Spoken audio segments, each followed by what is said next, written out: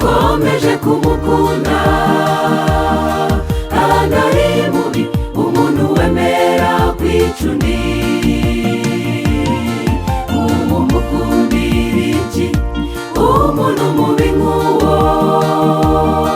Imana nayo iti uwabasha guhinduka.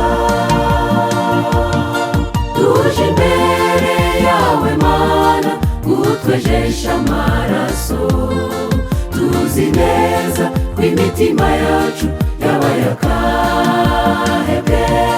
Tuje uko turi Mwami n'imitima iciye bugufi, abo waremye duhindura ibyaremwe bishya.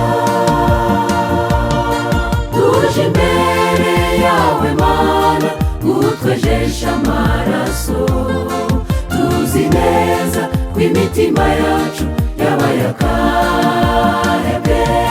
Tuje uko turi Mwami n'imitima iciye bugufi, abo waremye duhindura ibyaremwe bishya.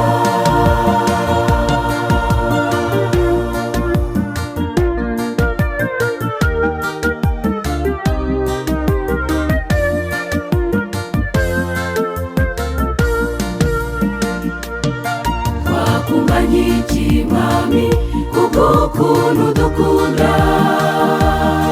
Twabaye babi ariko nk'Imana urabyirengagiza.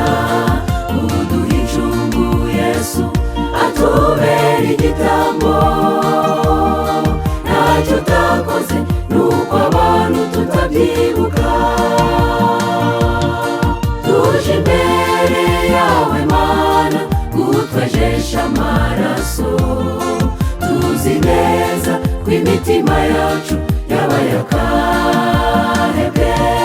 Tuje uko turi Mwami n'imitima iciye bugufi, abo waremye duhindura ibyaremwe bishya.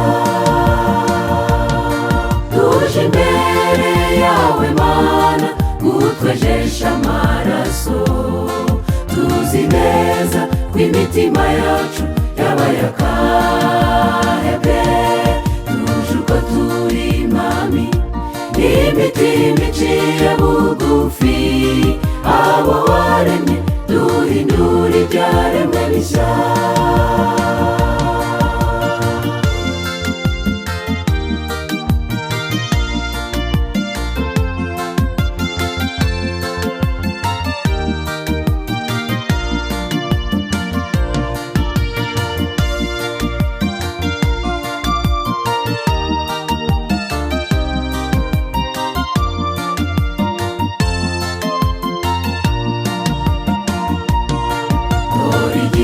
Kiraje usomerwe raporo y'ibyo wakoze, byaba ibyiza cyangwa ibibi. Uzabyibutswa byose binyuze imbere yawe. Ibaza amarira uzarira ubuze ijuru. Tuje imbere yawe Mana gutwejesha amaraso, tuzi neza ko imitima yacu yabaye akahebwe. Tuje uko turi Mwami n'imitima iciye bugufi, abo waremye duhindura ibyaremwe bishya.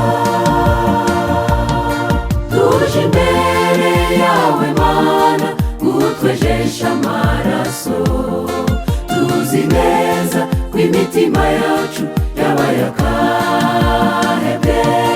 Tuje uko turi Mwami n'imitima iciye bugufi, abo waremye duhindura ibyaremwe bishya.